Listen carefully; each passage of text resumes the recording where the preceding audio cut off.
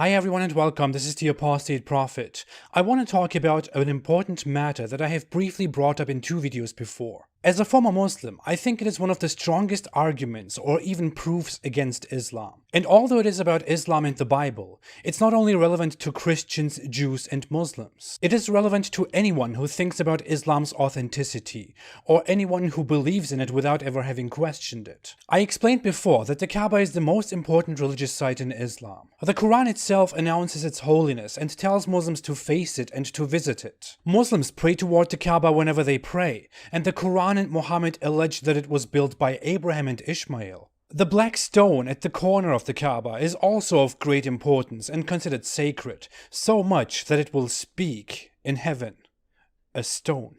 Now, according to Islamic belief, according to the Quran and Muhammad, Allah is the same God who also sent the biblical prophets, and the Torah, the Psalms, and the Gospel. This is already in conflict with Christianity and Judaism, because according to both religions, even according to the books were not sent by God. They were written by the prophets and apostles with inspiration from God. Many Muslims don't even know this. Especially the Psalms are songs and hymns. Imagine Allah writing songs for himself and sending them to the believers. Like, yo, check this out, I just wrote this new song.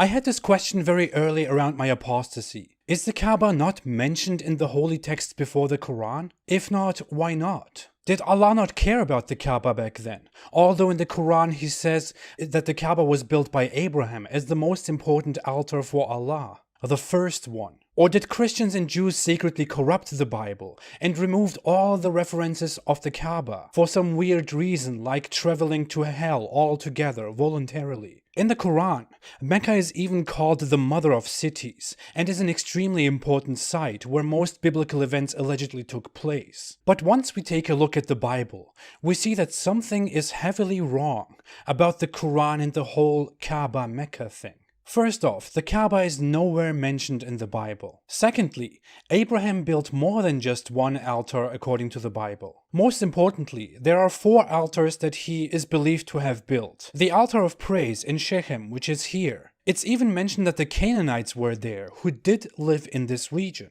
The second altar is the altar of prayer, built in Bethel, which is located to the north of Jerusalem, around here. In the Bible, it's even described that he went to Egypt after building this altar, and came back to the altar from there. The third altar, the altar of peace, not to be confused with the religion of peace, is in Mamre, near Hebron, which is here. And the fourth altar is the altar of provision, the most important one, where he was tested to sacrifice Isaac, according to the Bible. That altar was on the Mount of Moriah, in Moriah, which is here, right next to Jerusalem. Of course, Islamic apologists believe that it was here instead. Abraham just walked from here to make a sacrifice. Sure. There might have been more altars according to Christian and Jewish belief, but these are the 4 altars, the important ones mentioned in the Bible. As you can see, all of them are in this region, which is no surprise considering that locations where Abraham went according to the Bible are also in these regions. But Islamic apologists take references from the Quran and suggest that all of that actually took place here. Which is of course totally believable and reliable, very legit. This is also an example of how Islamic scholars deceive you, especially how they deceive Muslim believers. While making explanations on how the Kaaba is holy, and taking short references from the Bible, they ignore all the surrounding clear details, which completely prove them wrong. Another aspect I want to add to the discussion is that Mecca and Kaaba were of no importance to the Christians and Jews at all, ever. Christians and Jews are also religious people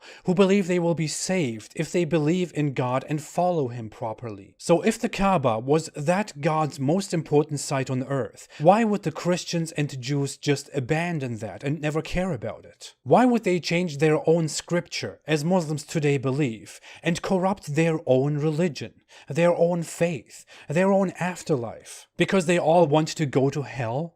Makes no sense. The only explanation we have is that the Kaaba and Mecca were never of any importance to Christians and Jews and the Bible, because they were never mentioned in Christian or Jewish texts. Mecca was a nowhere, before Islam turned it into the center of their faith. It was a pagan settlement of no importance to the world, and the Kaba was a regular pagan, Arab pagan artifact, and so was the black stone which is attached to it. Abrahamic religions don't revere old holy stones, but pre-Abrahamic Semitic religions did. And Arab paganism was a pre-Abrahamic Semitic collection of beliefs. It looks like Islam just adopted those pagan qualities. But since we are here, let's also refute a common suggestion made by Islamic apologists about Mecca in the Bible, as if there is any chance left to still believe in such a thing. Mecca is mentioned nowhere in the Bible. How could it be? Mecca doesn't appear in any written text, any literature, until the 8th century, 1 century after Islam and Muhammad. This should be a big surprise to Muslims, and yet it is a very easy, a very clear fact that you can easily check. Some Muslim apologists suggest that Mecca is mentioned in the Bible, in the Psalms, in a song, as the Valley of Bakkah, since Mecca is also called Bakkah in the Quran.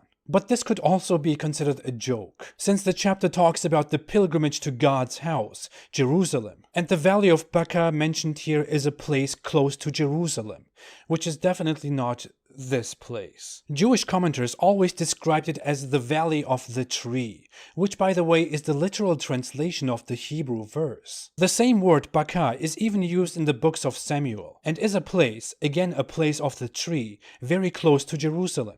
You realize how funny this Islamic suggestion is when you also realize that interpreting this verse as pointing to Mecca was first introduced by Muslims. Mecca is not mentioned in the Bible. As you can see, while Muslims believe that the Kaaba is the house of God, the most important place on our planet, the first altar, the focus of the world and of God, none of that is found in the older texts at all. Islam is not reliable, and its accounts of history and faith are unauthentic. Even its appeals to the Bible are heavily lacking and flawed. Islam can't even properly copy the religions it claims to be based on. How can it be accurate in any other way? Islam is false.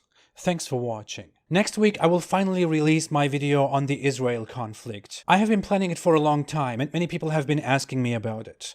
It should be out on Wednesday. For now, happy Thanksgiving. If you want to support my cause of countering Islam and encouraging freedom and reason, you can support me on Patreon through the link in the description. And now you can also find official merchandise, also in the description. Question everything.